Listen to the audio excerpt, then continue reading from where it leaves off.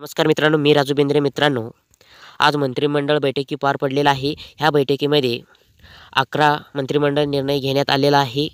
नेमकी कोणकोणते निर्णय घेण्यात आलेला आहे, कोणाला फायदा होणार आहे, कोणाला लागू केली जाणार आहे, सविस्तर माहिती थोडक्यात आपण व्हिडिओच्या माध्यमातून जाणून घेऊया. व्हिडिओला कुठे स्किप न करता शेवटपर्यंत पहा.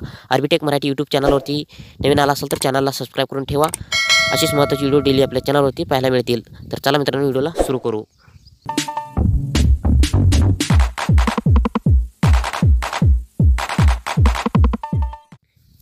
मित्रांनो, शेतकरी आत्मग्रस्त जिल्ह्यांमध्ये मोठ्या प्रमाणावर सिंचन महत्त्वाकांक्षी वैनगंगा नळगंगा नदी जोड प्रकल्पा मान्यता 4.25 लाख हेक्टर क्षेत्रात सिंचन होणार.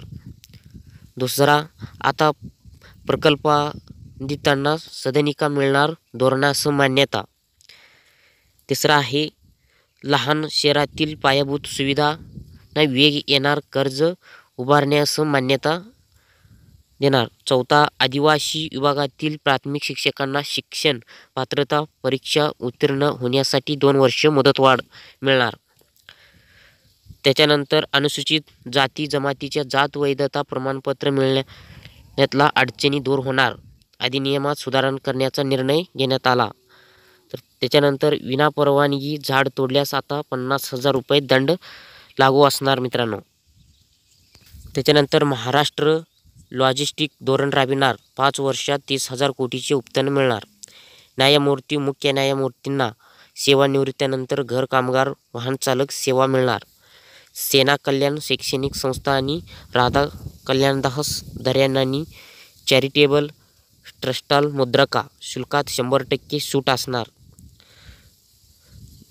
जुन्नरच्या श्री कुकडेश्वर आदिवासी हिरडा औद्योगिक सहकारी संस्थेच्या अर्थसहाय्य मिळणार. त्याच्यानंतर महत्त्वाचा निर्णय म्हणजे 9 ऑगस्टपासून राज्यात हर घर तिरंगा अभियान मोठ्या प्रमाणावर राबविणार. 2.5 कोटी घरावर तिरंगा फडकविणार. विविध कार्यक्रमाचे आयोजन केले जाणार. अशा प्रकारे मित्रांनो, आज पार पडलेल्या मंत्रिमंडळ बैठकीमध्ये असे 11 निर्णय घेण्यात आलेला आहे. हा व्हिडिओ जास्तीत जास्त इतर मित्रांपर्यंत शेअर करा. व्हिडिओला लाईक करा. चॅनलला सबस्क्राईब करायला विसरू नका मित्रांनो. धन्यवाद. जय महाराष्ट्र.